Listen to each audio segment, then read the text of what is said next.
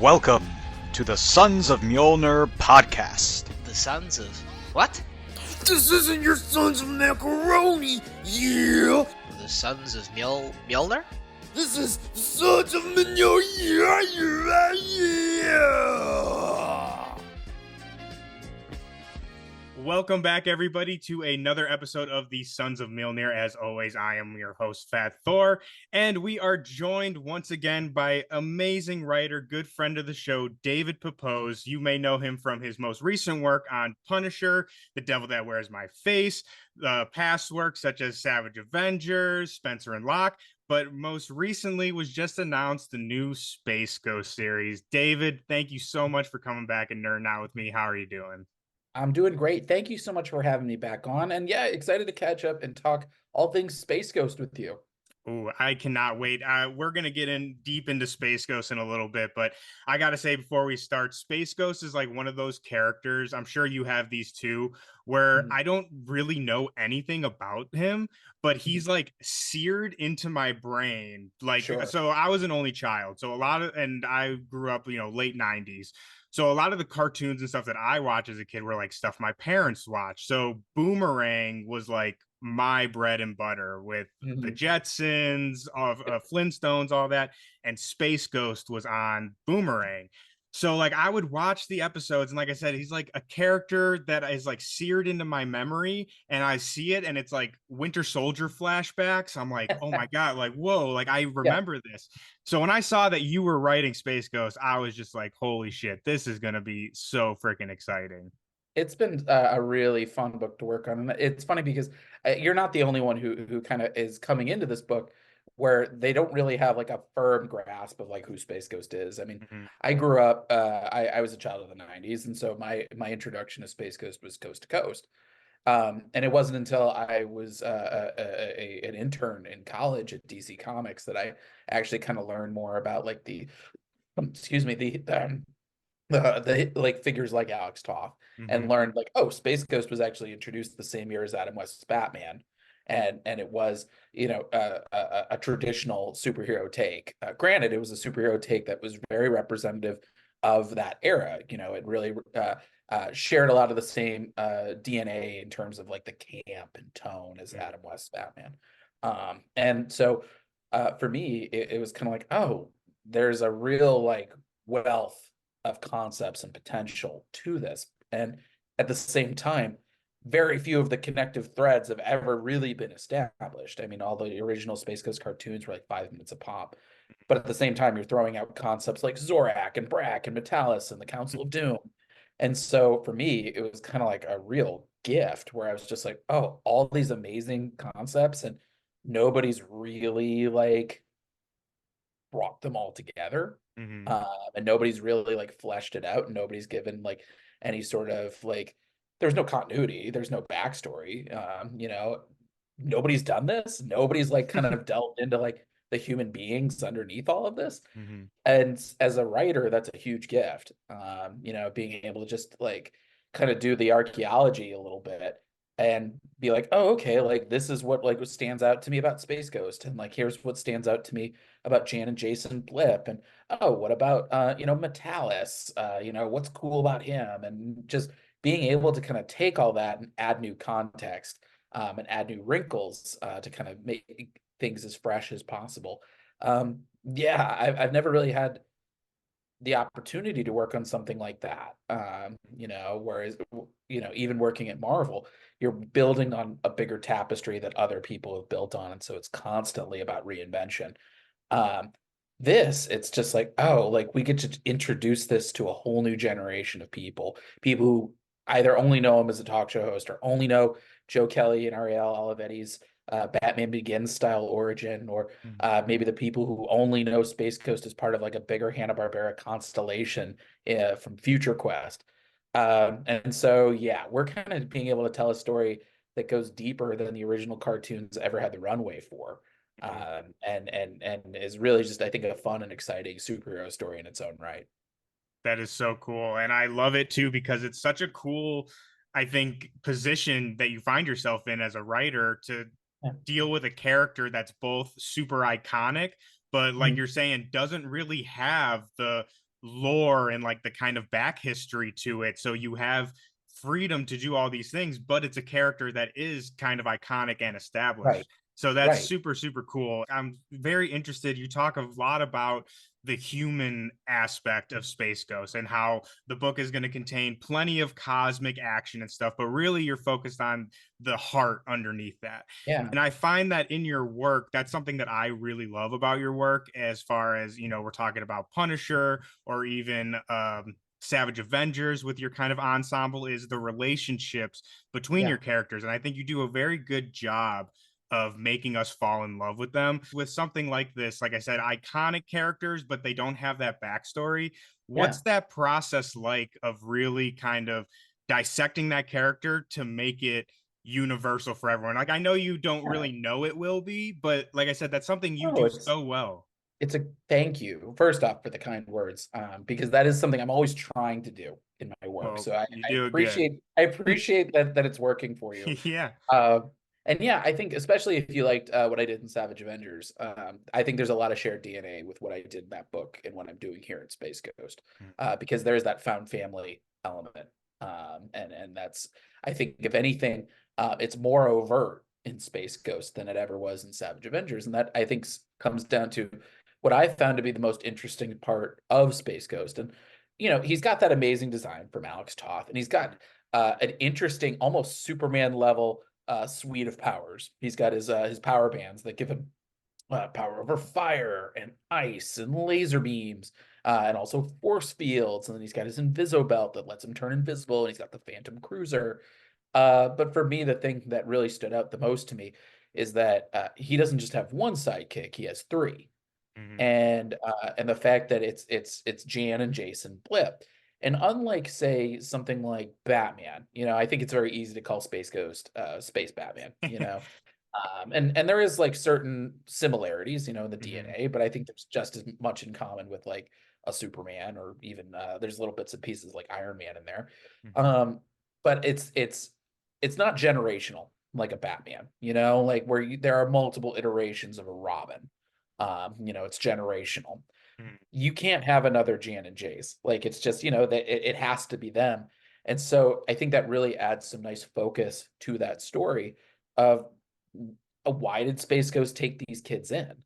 Like, Yeah. how did he wind up even crossing paths with them in the first place? And then, in so doing, you know, encountering them over the course of his crime fighting, why doesn't he just drop them off at the nearest police station? Um, and you'll see over the course of our first issue kind of why that is, like Mhm. why Space Ghost is really Jan and Jason Blip's only hope. And for me, I think all of these characters they have their own tragedies that they're grappling with. Space Ghost being the lone survivor of his own planet that was preyed upon by criminals and pirates, and now it's referred to as the Ghost Planet. Mhm. You've got Jan and Jace, who you can kind of see pretty quickly just from our preview pages, like their colony has been attacked by pirates, and they too kind of find themselves as the sole survivors. And so they each have kind of complementary tragedies, but they're all trying to kind of deal with them in different ways. Space Ghost, in a lot of ways, is kind of the identity of Space Ghost is almost him retreating into this fantasy a little bit. Like, he's been isolated, and he's been kind of he's shrouded by his own pain. And for him, the way that he deals with it in whatever small way is, I'm going to find pirates and I'm going to stop them. I'm going to stop what happened to me from happening to anybody else if I can help it. But he hasn't really moved on from any of this. I mean, if anything, he's been more and more isolated from his own humanity. Like, he's been on Ghost Planet by himself for years, and it's not a place. It's not a place for children, and it's not really a place that he's been able to kind of like move on socially. And then meanwhile, Jan and Jace, Jan is kind of the more responsible one. She's the thoughtful one. As the only girl in her family, I think she's found herself in that role that, like, she has to think things through because Jace won't. Or even Space Ghost, who can have a little bit of tunnel vision. He won't. But for her, it's kind of like, that's how I keep this family together. Yeah. If I don't think things through, nobody else is going to, and what little I have is going to break apart. But that also means she's tough and she's feisty. You know, Mhm. she's the one who calls out Space Ghost on his crap to his face. Yeah. Uh, You always need one of those and in the group for sure. yeah, you know, and I think it's, you know, Space Ghost's whole metaphor is he's the ultimate single dad. Mhm. You know, being the ultimate single dad and having a 14-year-old girl screaming at you, you know, he's like, I'd much rather fight the energy monster. Yeah. You know, but like I'm in over my head. Mhm. You know, but you know, she's a crack shot with a laser blaster, and you know, she's kind of, if the chips are down, like Jan's the one you trust to get it done. Mhm. Jace, meanwhile, is kind of the opposite. He's like the id to her super ego. He's the impulsive one. I sort of view him as, you know, he probably grew up dyslexic. He was probably Mhm. not great in a traditional classroom setting, but like he's a natural with his hands. You know, he's a born mechanic and really an amazing pilot. But he's also the one who looks before he leaves. Mhm. And I see him as kind of like Tim from Jurassic Park, and Jan being Lex, Okay. uh, where like he, you know, he's the one, he's trying to crack jokes. Like he thinks like, okay, if I can make everybody laugh, that's how I keep everybody together. If I can keep Mhm. the morale up. And so I find Jace to be kind of the sweetest one of the bunch in a lot of ways. And probably like one of my favorites to write. But kind of having him play off Jan, and they're kind of bickering at each other, and like at the same time they obviously they love and care for each other deeply, and so but they razz on each other in the way that only siblings can. And then, you know, watching that dynamic play off Space Ghost, where Space Ghost has been so used to operating alone, and Mhm. how does he go from being like, okay, I've rescued these kids and boy, they do not really fit in my life, to okay, maybe I'll train them. Like maybe they'll become my sidekicks. Maybe now they're my partners and I trust them. And then it becomes like, oh, they really are like a surrogate family now. And Mhm. it's, if anything, Space Ghost, I think it'll take him a little while to realize it. But these kids are his reason to live. They're sort of, in a way, allowing him to reclaim what was once lost to him. And so I think that's a really cool, like, kind of beautiful emotional through line that we get to follow these characters really on an issue to issue basis. So while we're having Space Ghost fighting, you know, cool and iconic villains and in a different one in almost every single issue, at the same time, we're watching his dynamic with Jan and Jace and Blip evolve issue to issue to issue to issue. So I think it provides a really nice emotional spine to all the cosmic high flying action that's going on. And so I think you hit it on the head about falling in love with the characters. And I think, Mhm. you know, especially, I would say certainly in our first issue, but I would argue, I think through many of our issues, Jan and Jace are the POV characters in the same way that Kitty Pryde was the POV character in X-Men, you know, 2 generations ago. And so uh, I think falling in love with those characters was kind of like the number one priority for me. And that's Mhm. why I'm breaking all of these stories down into a lot of done in one stories, is that the more adventures you get to rack up with these characters and you get to see them, you know, how do they pull themselves out of it and how do they kind of protect each other at all costs. Uh, I think the quicker you can rack those up, the faster you fall in love with these characters. So I think if you don't love them all by issue 2, I think your heart is made out of sterner stuff than mine. Have a heart of stone. I love that. And I really enjoy, like you're talking about. It seems like Space Ghost is kind of stuck. Like he's been alone and he's kind of stuck in this position that he's been in for, X amount of time. And it's Yeah. really the kids that bring him back and, like you said, kind of uncover the heart underneath the cosmic, if you would. Yeah. I just thought that the even the name Space Ghost, this is Mhm. somebody who you know, he sees himself as kind of, A you know, ghost. a ghost. He sees Mm. himself as kind of trapped between his old life and whatever is next. At the Ooh. same time, though, I see him as like he's a human being playing at being a monster. And at the same time, Mhm. I think he just hasn't allowed himself to feel that humanity. Yeah. Um, and I think, you know, as anybody who, you know, who has a bad habit, I think it's tough to shift gears when you've done it for so long, because then it sort of forces you to acknowledge like, oh, this is what I've lost as a result of this bad habit. And if I don't acknowledge that, then I don't have to acknowledge what I've lost, and I can kind of, I don't have to acknowledge that it's my fault. Mm-hmm. And so, yeah, I think this is very much the story of how like Space Ghost reclaims his own humanity. Goes from being kind of this like shadowy figure of the cosmos to, sort of a surrogate dad and somebody who can still do good for the universe, but also still have feelings and still live and still kind of have his own life.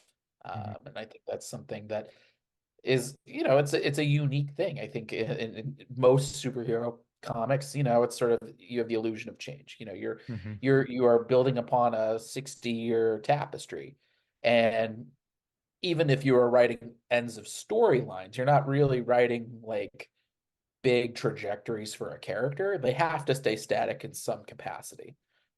You have to kind of put the toys back into the toy box by the time that you're done. And it's very rare, to have a run that like ends and, oh, you've changed the character in a big way. And to be honest, I understand why. Is because a lot of times when you do that, it often can break the characters a bit, or it can kind of bog them down with extra mythology that makes it Mm-hmm. harder and harder for a new generation to understand them.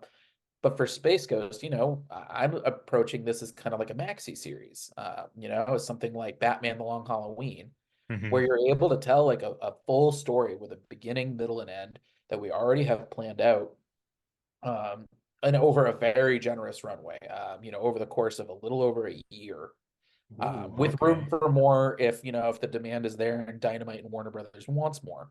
Um, but yeah, like I think in a lot of ways, like being able to tell a story like that, to say like, okay, we're gonna change, allow these characters to grow and allow these characters to change, and to give them kind of like a full character arc. It's something that I think is rarer than you think, Mm-hmm. in the superhero genre. But I keep saying the word gift, but I think that's, again, this book is a gift, for me as a writer, and I hope that it's a gift that keeps on giving for the readers as well. I was to say it's a gift for us too, man. Because again, I'm super excited, but I want to go back really quickly to the Sure. kids for a second because something you Yeah. said I think is really interesting. So I know that you base a lot of that on the dynamic between your own siblings. You have your siblings are triplets, but Yeah. you talk about how Jan is more like kind of the responsible one, whereas Jace is more the quick fire one. And you talked about how like the original cartoon, the episodes were like 5 minutes long. Yeah. So again, as it relates to Space Ghost, and I think this relates to your other work as well, those kind of personality traits, is that something that you kind of got from the cartoon and expanded on? Or is that something like, oh well, I know, like I want Jan to be like this, so I want her brother to be like this because those kind of character Sure. traits just commonly kind of work together? So, Or is that just sure. like come up in your writing as you're discovering? It's a little column A and a little column B. Like I think I watched all the original episodes. I rewatched all of them. I took detailed notes. I also rewatched the '80s revival in Space Stars. I even rewatched Space Ghost team up with Batman and the Brave and the Bold. Mm, I reread all the comics. Even all the DC stuff. Joe Kelly's run, Future Quest Presents. I also read Steve Rude's one shot over at Comico, a Gold Key one shot, everything I could get my hands on. Um, so for me, Jace, I think, was the one that was kind of the most fully formed, in my eyes. He strikes me as the funnier one, mm, in those cartoons, and he's the one who like I always said he's a little closer in maturity level to Blip than he is Jan.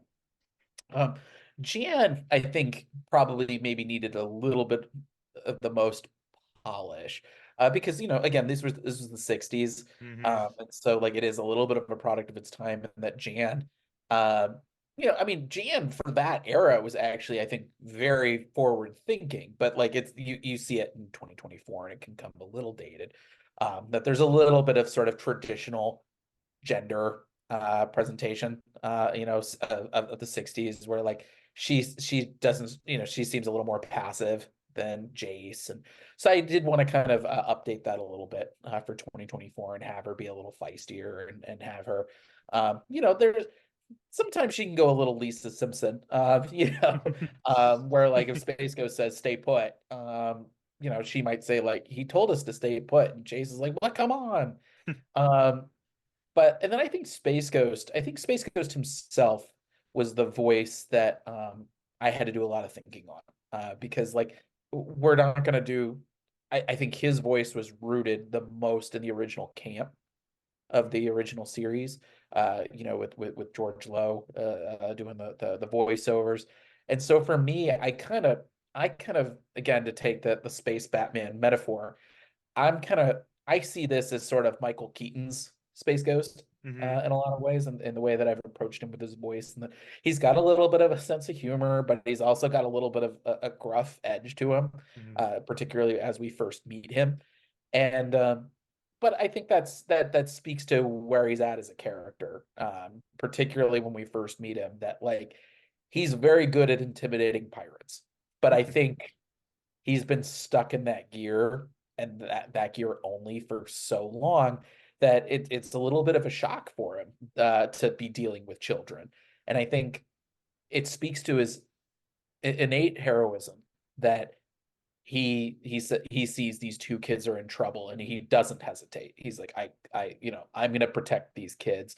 I will take them in a ghost planet until all this stuff blows over. But I don't think he really understands what he's committed to. And sort of that is, I think, an ongoing struggle for him, is that it's like, oh man, like this is not blowing over anytime soon. And like these kids are willful enough that like I can't expect them to just twiddle their thumbs at Ghost Planet. And they might be useful. So maybe the best way to protect them is to train them how to defend themselves. And maybe to help kind of avenge what happened to them, I can bring them into the field. So yeah, I think it's a little bit of some of it is based on the original cartoons, and some of it was kind of, how do we take some of the dustier elements, and kind of dust those off for 2024.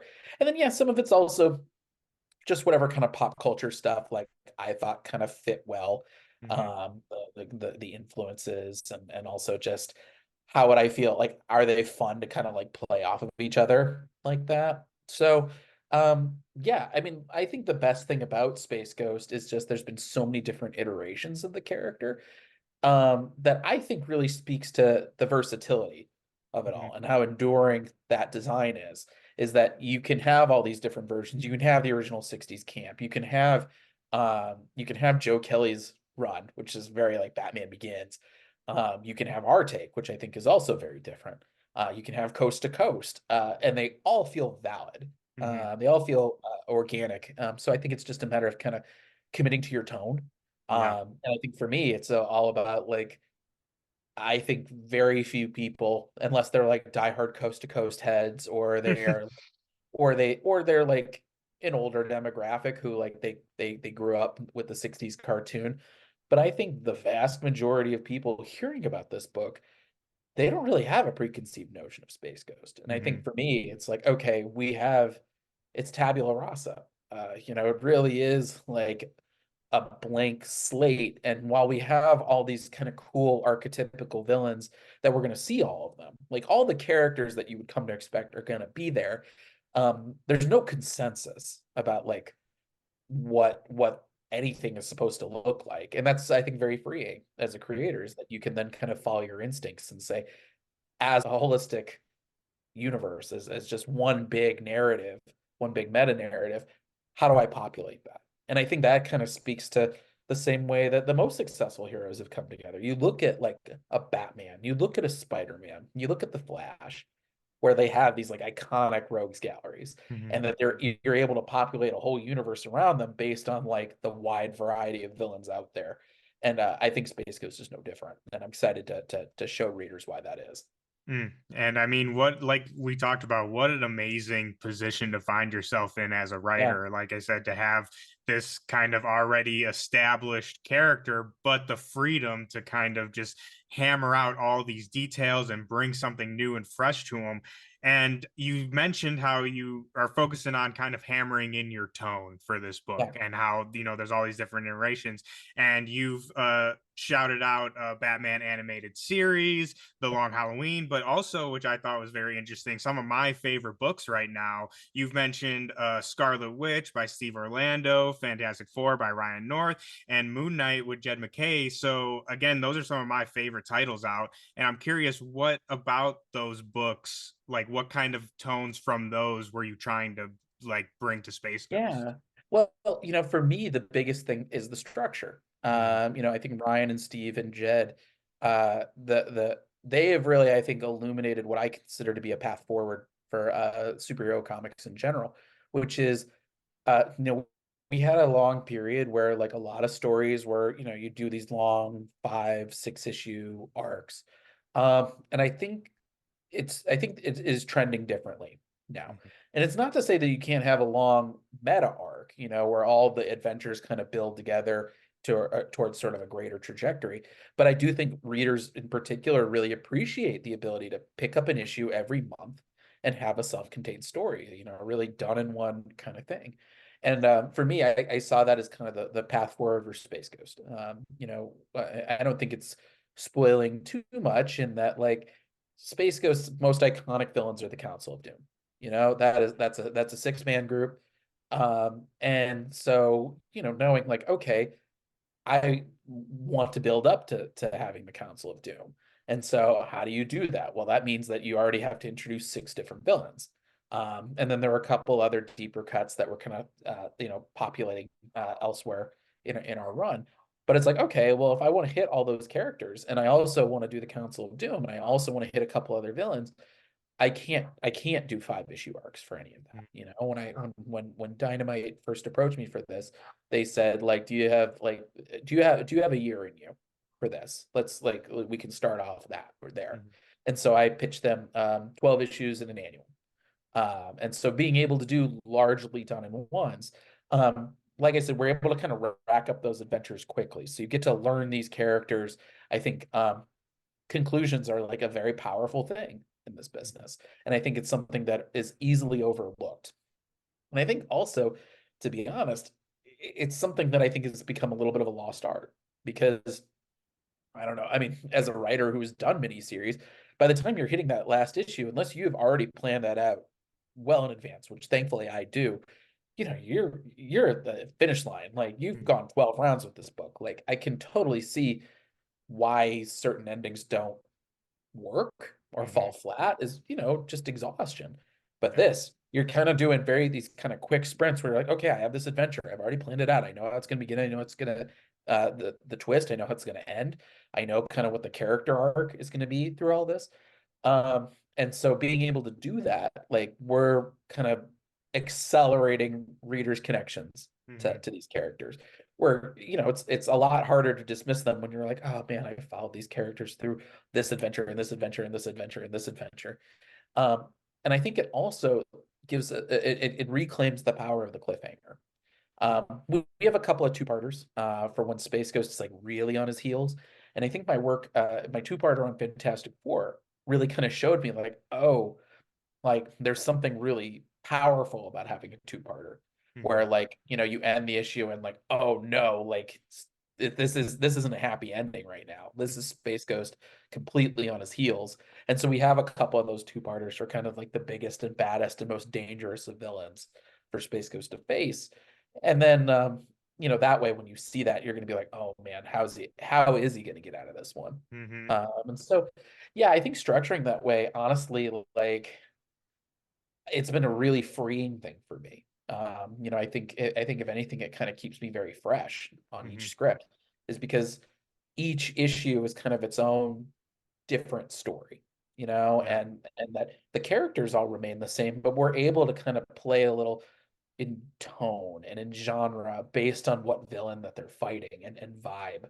And so yeah, if it's sort of, instead of feeling like you have to run the distance on one particular storyline where you're like, okay, how do I kind of make each chapter different enough, but still kind of you're maintaining the same tone and you're still kind of extending the same story.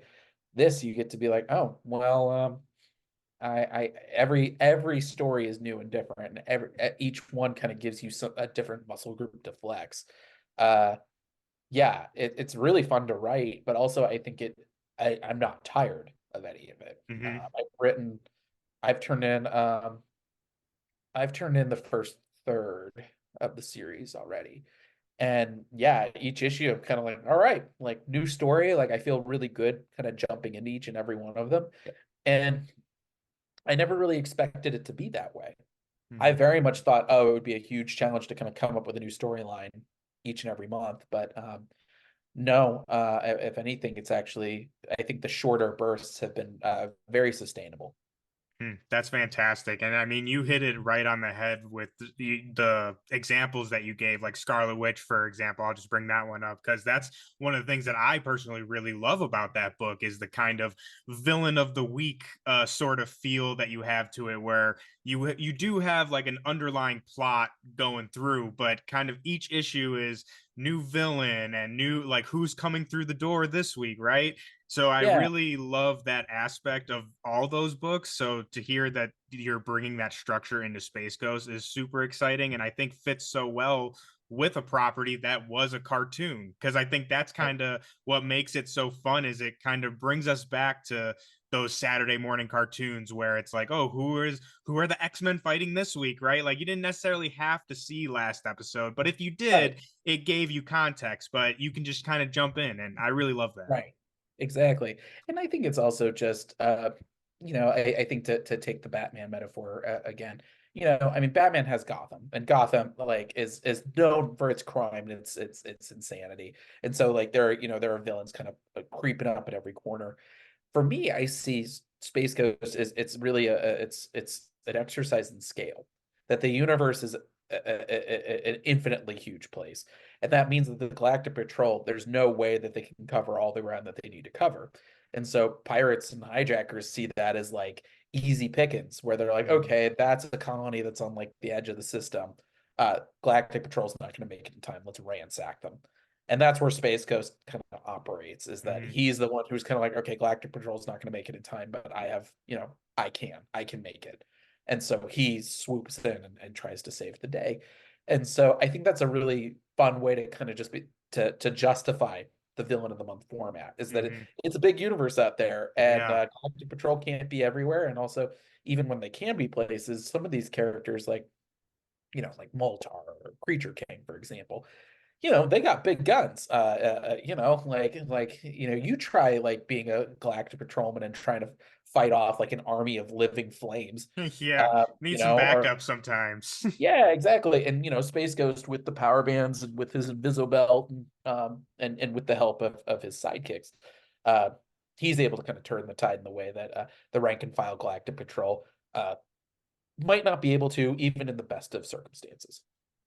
I love that. And then going really quickly back to some character work, something that you said really interests me that I want to know more about. So the monkey, Blip, which before I ask this question, I need a preface. So does Blip talk, or does Blip like? No, Blip is I guess animal screeching, and so then, he's like monkey, the monkey. But he's a monkey, but he's also, I mean, he's smarter than the average monkey. Yeah.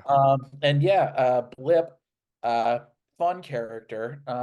It is one of those things when I was first developing the series, I was like, well, I definitely have to have Jan and Jace in this. But I really thought for a while, I was like, do you have Blip in a book like this? Do like, I need the monkey? Is Blip passe? Like, is there a way that you can introduce them that like feels organic?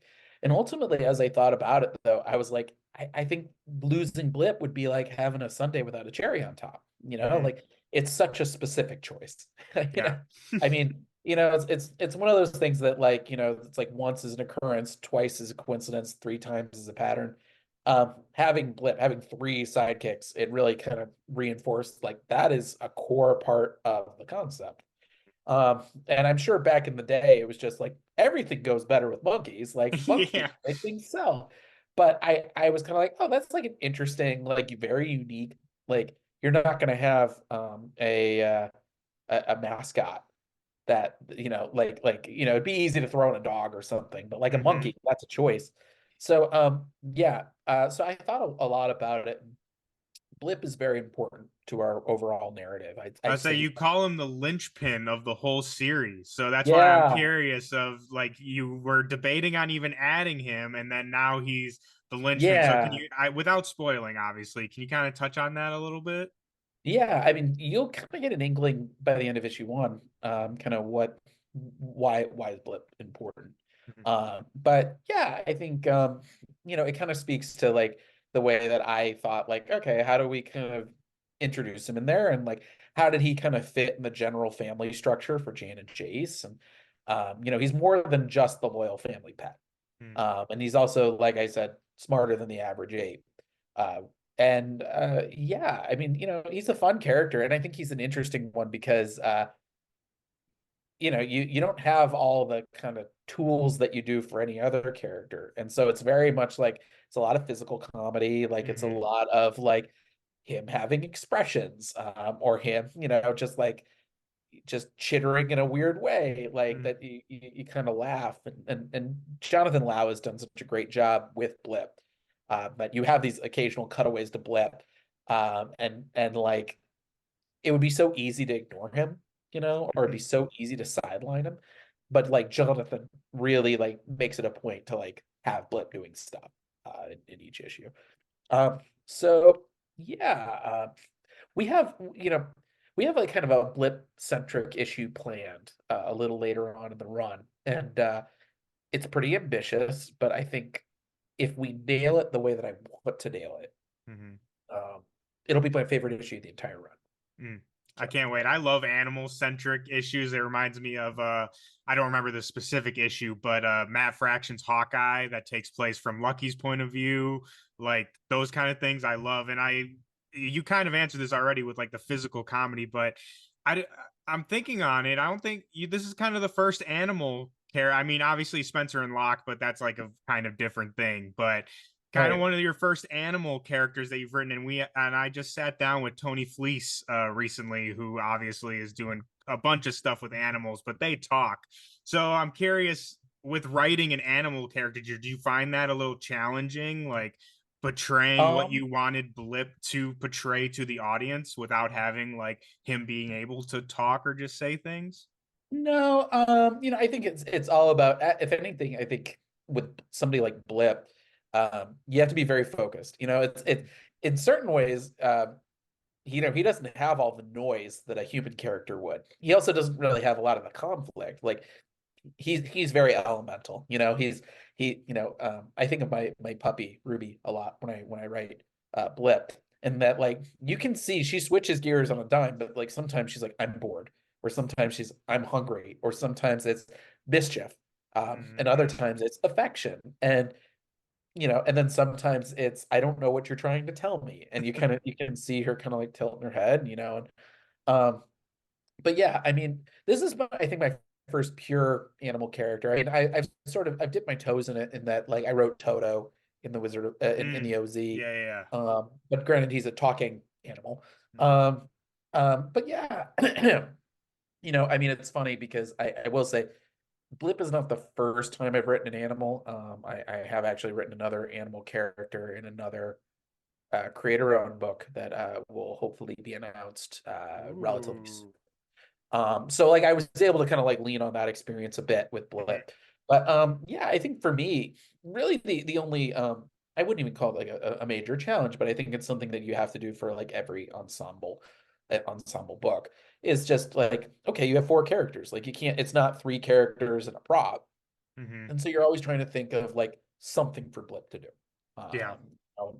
And just to make sure that you have room, that you leave some room for Blip to have an impact on sort of the greater action, and to just make sure that like you check in with them. And granted, you don't have to check in with him as much as you do, say, Jan and Jace, because like I said, his thought process is a little simpler.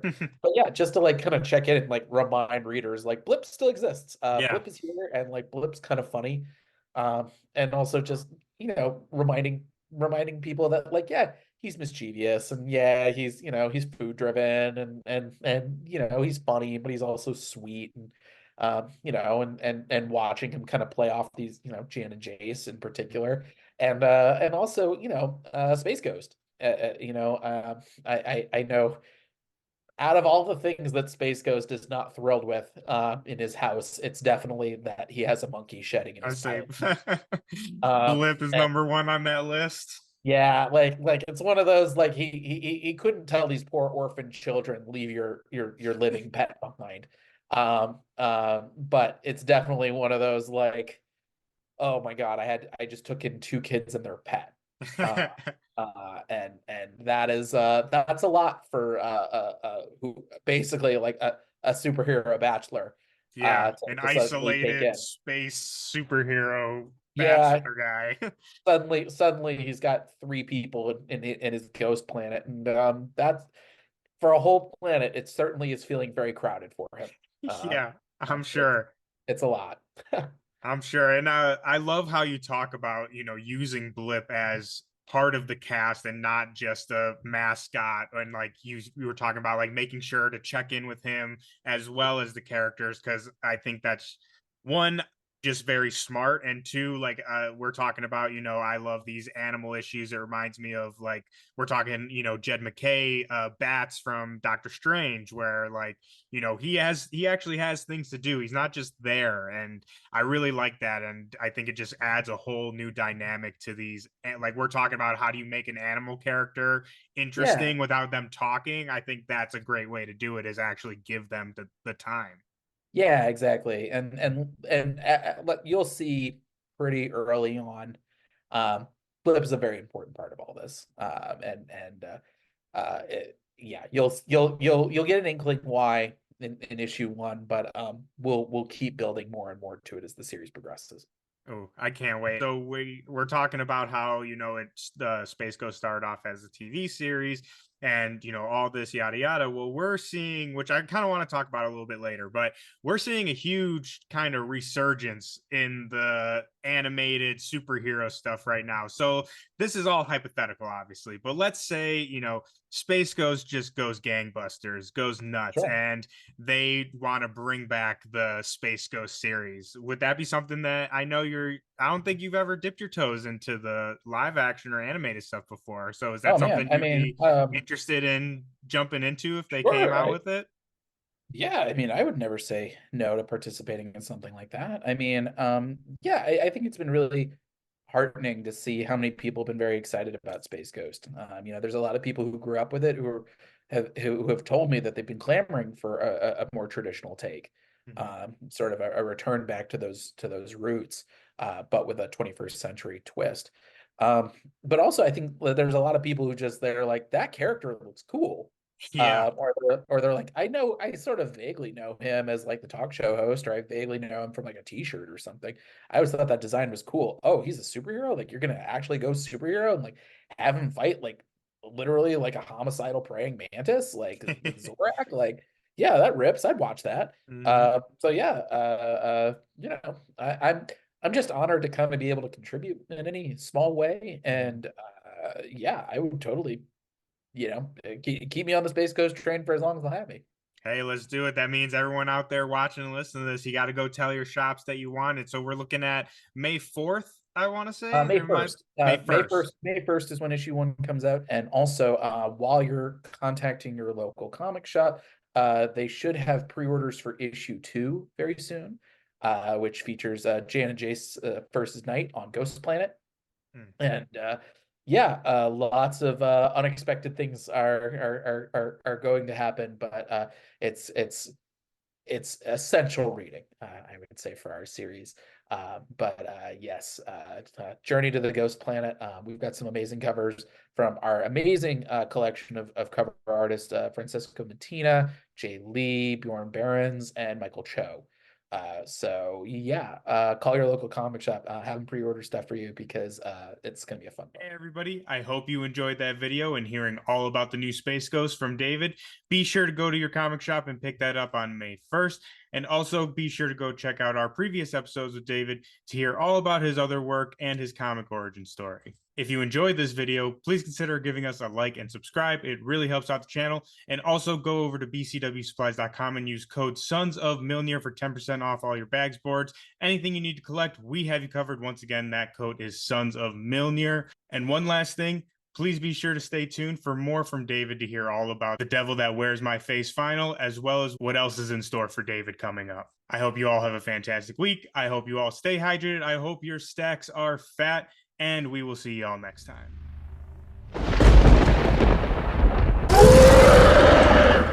I can do this all day.